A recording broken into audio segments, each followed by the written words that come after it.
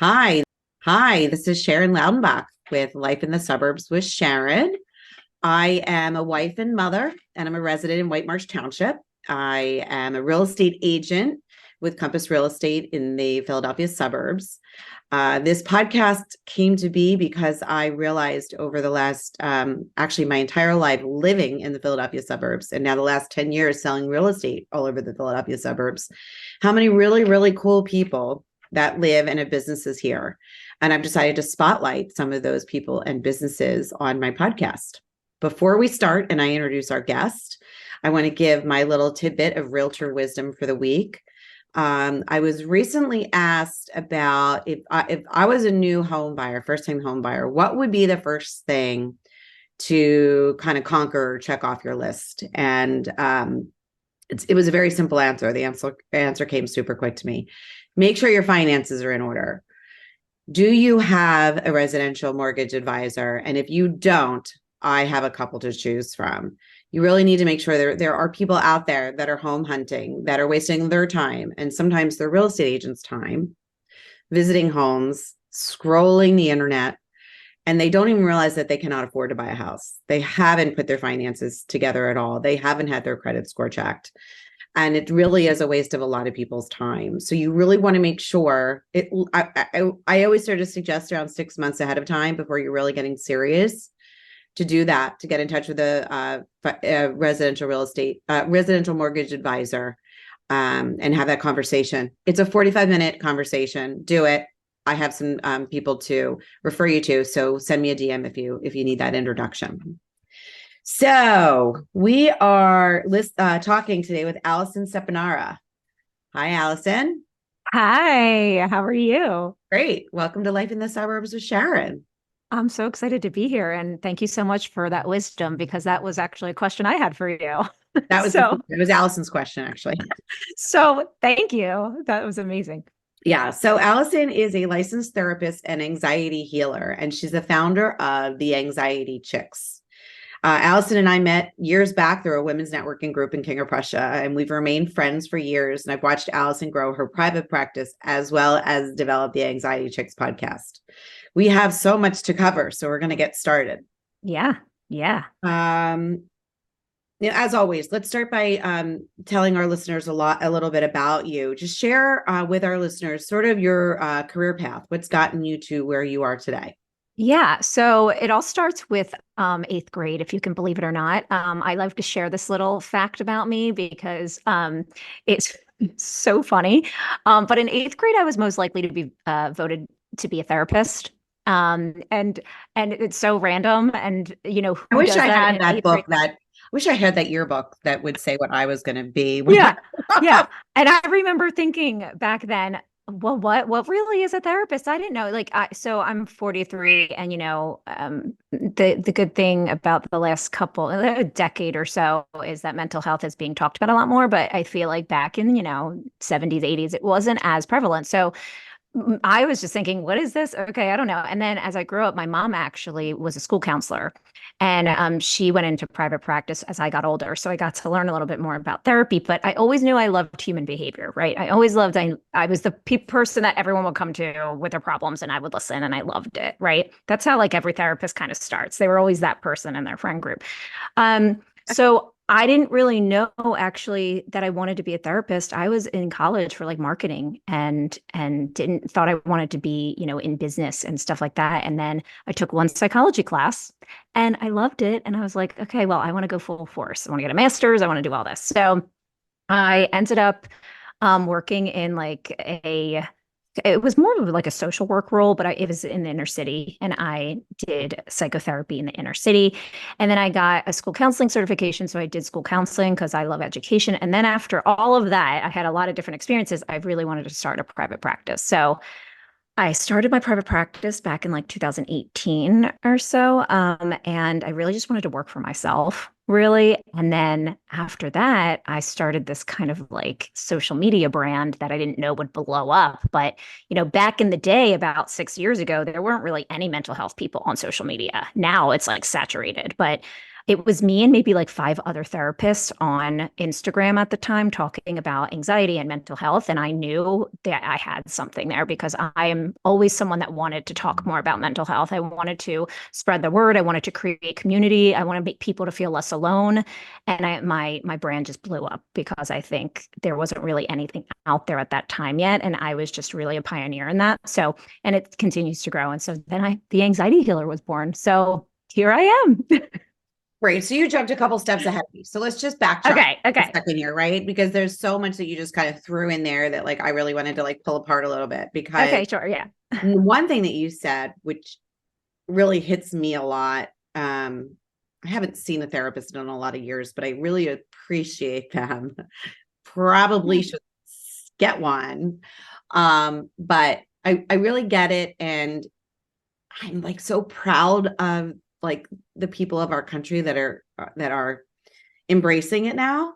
Because like you said, when we were growing up, 70s, 80s, even early 2000, it really wasn't being embraced. It wasn't being talked about openly. I don't know why this January I'm seeing so much help for people with anxiety and depression like I've never noticed before. Now, maybe for some reason it's been brought to the forefront with me, but um, talk about how that happened, like, because you were in the profession, so you've really been Mhm. watching this over the years. Like, how did that happen? How did we go from hush hush therapy to no, it's like it's something you throw out there? Yeah, yeah. Well, I personally think that social media has a huge effect on the way that information is communicated now in our society. Some of it's really great, like this. Some of it's not so great on Yeah, social right. media. But I think because we It's have the cause and ways, effect. It's like right? this is causing it Exactly. and creating the problem. Totally. Totally it is. It's hard to like get a balance on it, but I think because there is so many ways now to spread information. Back in the day we had the TV, we had news, and before that it was only the radio. And so now we have so many different mediums that spreads information that I think that's the great part for mental health of this is that people can really understand more about like anxiety, depression, mental health in general, and feel less alone in these communities. I think another thing that's really changed is on Facebook. People don't use, Facebook as much as they used to anymore. But one thing Facebook is huge with now is groups. And so there's so many of these like groups for different neighborhoods where people will ask referrals or ask guidance on therapists now and will ask about mental health. And you can do it anonymously. So a lot of people, I think, enjoy that because when it comes to therapy, probably like with real estate, the biggest the biggest thing you want to know when you're choosing a therapist is you want to trust them, right? That's the Yeah, same thing with a real estate person. right. Like No, you like want to be able to trust. Yeah. And so the best way to be able to trust someone is to get that referral from someone you trust already. So with I totally see therapy, what you're talking about. And I do love that. yeah, I kind of never really put it into that perspective, but you're right. In those groups, you can post anonymously. yeah, Sort yeah. of brilliant. You didn't really used to be able to. I think that's newer, but I think people really appreciate that because Yeah. sometimes there is really still stigma with mental health too. I mean, it is especially for men. Um, Yes. they're more openly going, but not really. I also think the Gen Zs now, they're growing up in it's all a lot of social media, a lot of social networking stuff. And because it's talked about so much there, they say they're woke, which I actually really like and don't like that word. But like, I think what that means for them is understanding more about their own mental health and talking about it because people didn't used to talk about it. So I think that's good. The best thing that can come out of it is to have people talk about it. So then you realize that you're not the only one because it all starts. I mean, it starts with all that, but outside, but then inside, it's like I'm the only one. And as soon as the conversation gets to be opened up, and there's probably a lot of other groups or platforms out there to really support it. So I'm like super proud to see it really changing. I mean, Totally. I saw a therapist years ago, and it wasn't cool. It's almost cool now, and hopefully the coolness is being used to really help a person that needs to be helped. Hopefully it's not Right. just for cool for woke purposes, but it is Right. there. That's Yeah, because there's been this new phrase that's been coming out called pop psychology in our field, as far as, like just what you said, that it's considered cool now, I guess, in a sense, or like the maybe cool kids trendy. are doing it. Yeah. Like the cool kids. Right. And it's trendy, but okay. So wow, that means what things are trendy means other people want to do it, which is great. So it's like, okay, is therapy trendy? Great. Now it's not. Now finding the right therapist, that's where the concern comes in, right? You don't just want to go and say, oh, I'm in therapy. It's like what we just talked about with trusting someone. You really want to try and find the right person for you who's really going to help you. And when it comes to the Gen Zers, if they're really young, I mean, you have to involve their parents with it too and all that stuff. So Yeah. you just want to make sure you're going to someone that's really helpful. Yeah. Yeah. So let's talk about the podcast thing, because here we are together on my Yeah. podcast. And I know that you do when. So when did you start your podcast? Okay. So the Anxiety Chick started in 2019, I think, 2018, 19. Even before COVID. So yeah. Oh yeah. We weren't really doing episodes every week though. I think we were doing like every other week or something like that. But Right. it was a similar experience to my Instagram. There weren't a lot of mental health podcasts yet. There weren't a lot of people talking about it. And I actually had met my co-host through Instagram. She was one of the other anxiety influencers. And we had talked on the phone and talked a little bit, and I said, you know what? I love your expertise, because she's a dietitian and a holistic nutritionist. So I said, oh my gosh, with your expertise and mine, it'd be so cool to talk. And she has severe panic disorder when she was young, and she had survived all of that. So she talks a lot about her own experience, like I do. And so I was like, let's just talk about it. Who cares if no one listens? Like, I don't even care. Let's just try. And if there's two people that listen and they feel less alone, that's all that matters to me. I don't even care if whatever. So yeah, so it's been for a while. And now we're a part of iHeartRadio, Cloud 10 network. Yeah. And we just joined them last year. So So that's for really those cool. like podcaster people out there, does that mean you're monetizing the podcast? Are you making money on the podcast? Okay. Yeah. Yeah. As a brand new podcaster and somebody that really started it with zero intention of monetizing it. I mean, my Yeah. intention behind this podcast is content for my friends and family and people that more people to listen to me and just see me and offer little tidbits, etc. And I actually love to interview people. So that's been a key piece of it too. But how do you get to that point? Like, or let me rephrase that. Give me your advice for my startup, because I think you're episode 7 or 8. So give me advice from really early into this journey of mine. Yeah. I mean, I would say the biggest thing and the best thing for podcasts is to be who you are and to not worry about it not being perfect. I will say that I don't even know. We don't really edit our episodes, Taylor and I. We Yeah, just go. I I don't mean, if either. yeah, I think, if you want to be relatable, people want to be able to relate to you, but you also want to be an expert, and you want to be able to share information with people that they want to listen to and they want to come back to. And so having guests is great, right? You have guests. Also thinking about topics for the next couple months, right? You want to maybe plan out some current event type of topics, right? Like what's going on in the real estate these days. Uh, what type of information have you been asked lately? Maybe you get a lender on or something. I don't know. For first time home buyers. So what's the information? And so for us, it really was just about expanding and stepping out of our comfort zone with what to talk about. Like I remember we had an episode that I suggested to Taylor, and it was like one of the first 10 episodes. And I was like, let's talk about death anxiety. We really should talk about anxiety around death. And she's like, oh, that could be really triggering for a lot of people. And I'm like, okay, so what? We'll put a trigger warning. Like, put a trigger warning. Everyone's doing, you want to make sure people know what we're going to be talking about, and then it might be triggering. But this is a topic that no one talks about. And that's why it's triggering for people. Like, we really should talk about how scary that is. And it still is. So we're going to do another episode. That was a while back. We're going to do another one too. But it was one of our most popular episodes because people had never heard it before, and it helped them feel so less alone with their thoughts about that and how scary it was. So, just think outside of the box. Yeah, and thank you. I definitely have been. If there's anybody listening to this far in that has watched, several of my episodes, you're sort of watching it develop. And so any listeners, anybody out there that has any suggestions or requests for me, please let me know. I do have a pretty good list of people that I'm in contact with, and I'm booking now in February and things like that.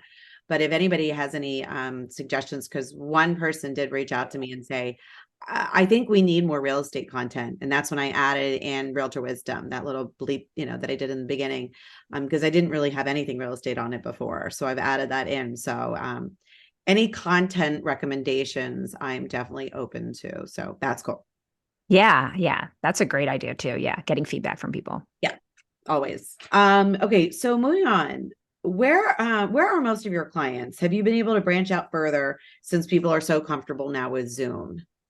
Yeah. So, my private practice is solely in Pennsylvania because that's where I'm licensed. And so, as a psychologist, you can get licensed in, different states if you want. All the process is different though for the different states. So I'm only licensed in Pennsylvania. Throughout COVID, there was some reciprocity with New Jersey and New York. So I was seeing some clients because so many people were struggling with their mental health during COVID. So I didn't necessarily have to get, and now it's kind of back to normal. So with my private practice primarily, now I have an anxiety healing coaching program, a one-on-one coaching program where I work with people around the world. And so, that actually is something that I'm really looking forward to this year to expand. I'm going to do a group coaching program and then also an individual, keep doing that. I have a little bit of a waiting list, but that's so amazing to me. I wanted to make sure that that was something I worked on a lot because I can reach more people with that. And so, when it comes to so the coaching, a lot of times going to be on Zoom or it's going to be online because I'm dealing with people that aren't really close to me. So they're going to Yeah. be around the world. And I will be honest, I don't know much about the research yet about how COVID had affected, they're doing some research now because it's so close to when it happened, but with COVID and like switching over to virtual versus in-person therapy. Right. And I think that, there are so many of my clients that have really progressed that I've only seen online for the most part. I don't even have an office yet again. I'm going to get one in the next couple months. But that have still made amazing progress. But I do feel there is an energy when you're in front of somebody and when you're in an office that I think is just missing sometimes. And I think with therapy that can be really, really important. But it also depends on their needs, right? So some clients that, maybe need a higher level of care, probably in person would be better. But I think I have a lot of clients that are just maintenance. So they see me like once a month or like Yeah. twice a month. And they like the flexibility of being able to just talk to me from wherever. Some people talk to me from their car and they love it. So it really depends. I would think once you build a relationship, I agree with you that in the beginning, I think it's too important to have that relationship. So one thing that actually, so if we're going to compare our businesses, I can only practice in the state of Pennsylvania. I'm only licensed in the state of Pennsylvania. And I mean, we do have a physical issue because I have to show houses. I have to physically be there. I have to physically be there for inspections. Yeah, so I can't do my business Right. online. Right. One thing I did start to do a lot of during COVID, and it's falling apart a little bit, which I'm a little sad about. But when I get referrals or leads and meeting a client for the first time, I would just say either let's get on Zoom or usually I do it really simply by FaceTime, just like, Yeah. let's just have our first conversation and I'll do it by Can I FaceTime you? And it's actually added a level of personability without having to be in person, which I sort of got to take advantage of and hope to continue it as long as people, it's starting to fall off a little bit. Oh, that sounds No. amazing. It is amazing because then the first time I do open a door for them, they actually know who I am. Totally. And You and know, I did that. I do that actually in my private practice all the time. And my coaching, I offer a 15-minute phone call or Zoom or FaceTime before they even decide if they want to work with me. yeah, And so it is that short, like that conversation just to get a vibe, and what if they have any questions before, they decide to jump in with you, I feel like is so great. I didn't know that that didn't happen before COVID with real estate agents. well, I mean, we would have a phone call, but you didn't see each other. Right. So now that right. everything is video and You can, virtual, and yeah, that way there's a huge benefit to it. Huge benefit. totally. So, Yeah. one question about your podcast. Are you not video? Are you only audio? Yeah, we're only audio right now. We're trying to think about video. We Yes. can, Aren't we getting each other's vibe from this? Aren't you? yeah. Oh, no, no, no. When we have guests and stuff, we're on video, but we don't record them. Yeah, yeah, yeah. So we see each other all the time, but we don't Oh, actually record yet. oh, I see. I see. Yeah. So we don't do that yet because we have some stuff that we're figuring out. But we want to. Okay. And like uploading it on YouTube. Yeah, it takes a lot of time to do it. So we're trying to figure out how we're going to be able to do I that. know it's like a new job every Thursday. If people are wondering where I am, I'm Yeah. working on my podcast. Yeah. It's a lot of work. Um, okay, so as you know, this podcast is supporting the amazing towns and communities of the Philly suburbs. And you've been living in Conchi for a while, about less than 10 minutes from me. If you were to buy a home, where do you think that would be and why? Okay. Okay, so I've thought about this because I've told you that I go back and forth with buying, renting. Okay, so I have been renting my whole life so far. I will be honest about that, mostly because there's some personal things, and then there was an opportunity to buy, and then I couldn't, and all this stuff, right? So I don't know how I should answer this because right now, with interest rates, like just everything I know about certain locations, like I'll tell you where I would love. Okay. And then if it's realistic, I don't know. I actually would love to stay in Conshohocken. I love it here so much. Um, but I actually do want some land. And a lot of Conshohocken is like townhouses, right? And as stuff like Or that. row And there's home? just a lot of Yeah. or row homes and a lot of construction coming up for apartment buildings, right? And I do like some land. So I so I can't you, but I love like Ambler. And that's also, I feel like, kind of saturated. And I don't know because I have so many people that don't live close to this, but I would somehow love to live like in Skippack or around that area and like Worcester.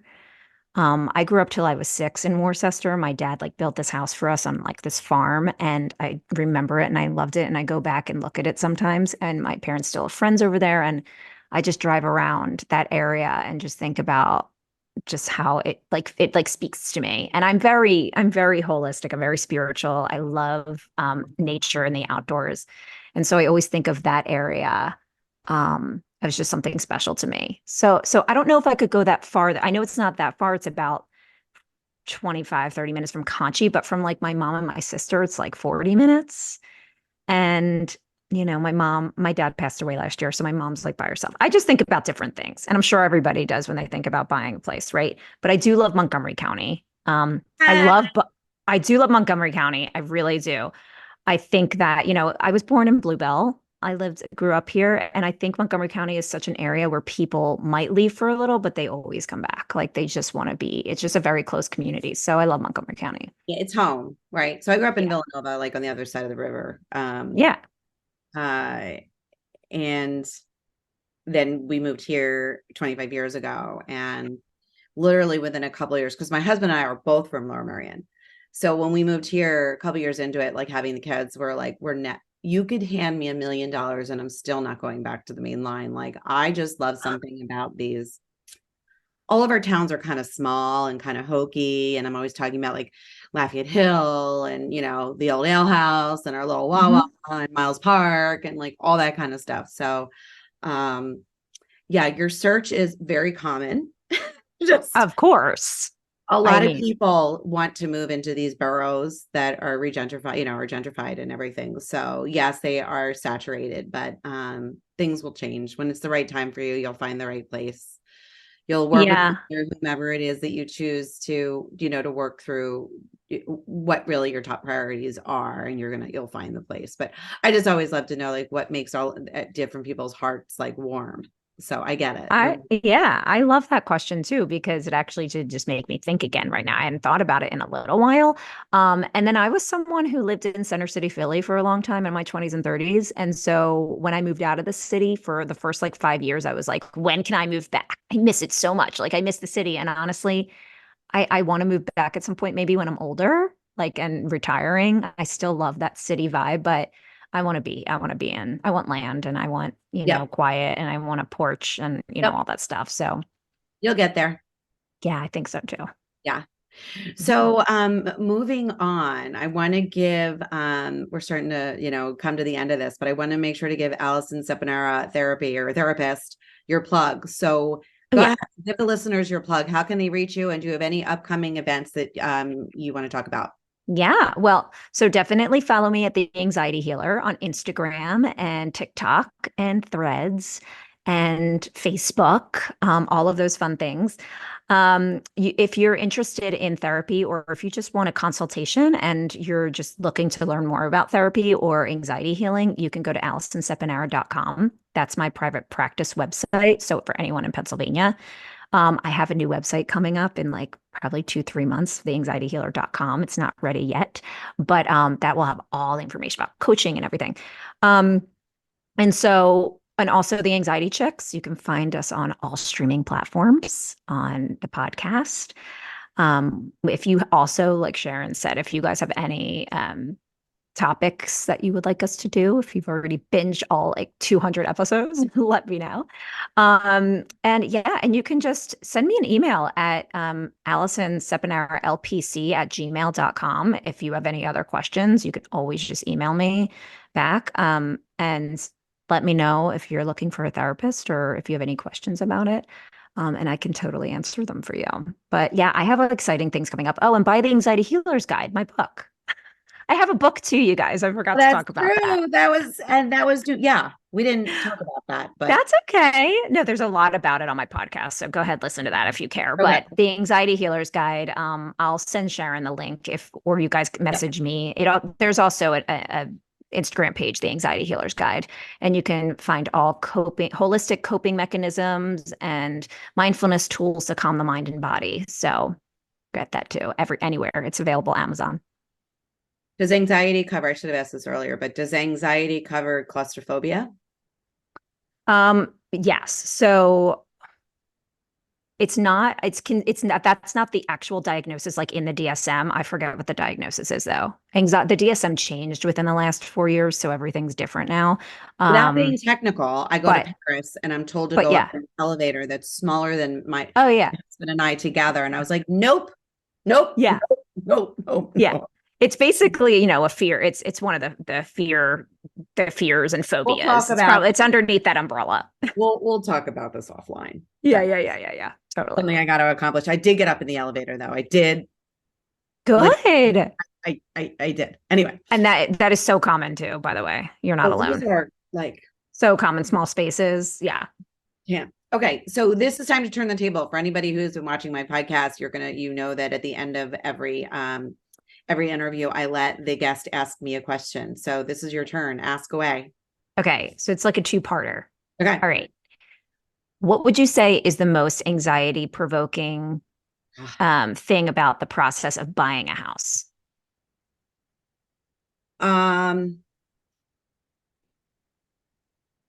All right. Well, maybe we should talk about in today's world because I would Yeah. say the answer would be probably different 5 years ago. But I'm going to say in Okay. today's world, people are so stressed about not being able to find a house.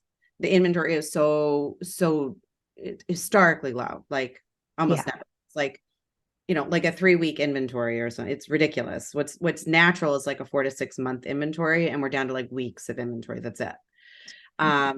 So it's that real like stress. So and it snowballs because it snowballs from sellers. People aren't willing to sell because they don't know where they're going to go. And then, younger people, they eventually want to buy a house, and then, they're up against multiple offers all the time. And a younger person doesn't have the depth of financial backing, and that's this lack of inventory is creating so many, and it's creating so many other stresses and anxiety, down the pike. So that's really what's going on out there. What do you think is the reason for the lack of inventory? Well, what really started it was the interest rate hike. Yeah. Okay. That's what I figured. There So was like, when the interest rate goes up, sellers, if they're going to, we still have sellers moving, and most of it it's sad to say, is death and divorce, right? Those Yeah. people have to sell their home. Yeah. Otherwise, if you're not dead or divorced or divorcing, the people that are going to move have to go somewhere. So there are people that are moving out of town or moving out of the area, and they have to make the move. People that are, one decide to rent because they just, want to take advantage of the higher pricing right now. So they're willing to rent, or they're aging out and they want to go to a senior facility, all these different other reasons. But if you're just a normal person, and I do a ton of business with move up families, families that bought the starter house and are looking for the next one. Well, the starter house, or even the other direction, the downsizer is looking for the family house down to the downsize house or townhouse. All those people are most of them are sitting on mortgages around 3%. Yeah. Right. And Why would you want to leave that? they're trading that in for double, if not more. So Right. that's what the backlog is. And how Yeah. long is it going to take for that to become the norm? And eventually, I mean, we're not even into a whole year into the interest rates being quite this high. So eventually it'll catch up. Like, I already have buyers that bought a year ago that are like, oh, in a couple of years, we're going to buy our step up house, but they're already sitting on a 6 or 7% mortgage. So for them, it doesn't matter. Right. So there's time. Okay. And then what do you think is the most anxiety provoking for selling? Do you think the same interest rate? Because right now, if you're selling, then the interest rate No, would I'm be going to go with, since I'm eventually going to be in the in that category, is how to get my house ready. I am fabulous at coaching people through it. I mean, you talk to all my past clients. I'm super coach. Everyone is super ready, as long as they have the ability to follow my suggestion and allow me to help. But it is stressful. I've been in this house only 18 years. I can't imagine people that have been there 30 years, like those of us that don't toss out on a regular basis. So that, I think, Totally. besides the obvious of the interest rates, that would be the other stress. That's actually, I would say you're so right with that.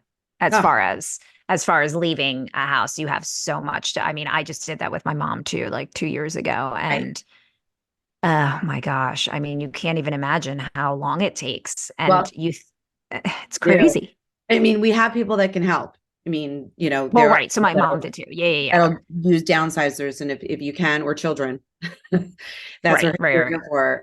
Yeah, that's really helpful. The other thing that I do, I'm really, I'm not sure if strict is the right word, but I'm sure that it works, is talking to the sellers about the plan for getting out of the house in terms of for showings. Right. I'm super strict about being prepped and out of the house for showing. So when the market is so strong, like it has been for the last several years, and I know the house is going to sell pretty quick, and we're going to have like a lot of showings back to back to back for those 2 or 3 days, I'll usually tell them to move out for a couple days. Take the pets, go go down the shore, go away, go to a relative. Smart. It's way less stress for them to prep that and do that than be in and out of the house and be on the phone with me all day for Totally. people in and out. So that's another piece of me prepping the seller. Great questions. Thank you. No, those are thank you. Very informative. So I know that you have a client to go to, and we're going to wrap this up so we don't exceed our time of interested. I need to get ready for my client. All right. Well, Alison, thank you so much for your time. It was awesome. I love being able to share some of our stories of how we're each doing something different on podcasts, and how it's helping others, because that's really always the goal for us, right? Is to help others. Yeah. Thank you. So if people want to follow me on YouTube, I do have a YouTube channel, which is Life in the Suburbs with Sharon. You can find me there. You can subscribe so you get notice of all of my new recordings. And otherwise, I'm always available at SharonLaudenbach.com and all of the social engines under Sharon Laudenbach. So have a great day, everyone, and we will chat next week. Talk to you then.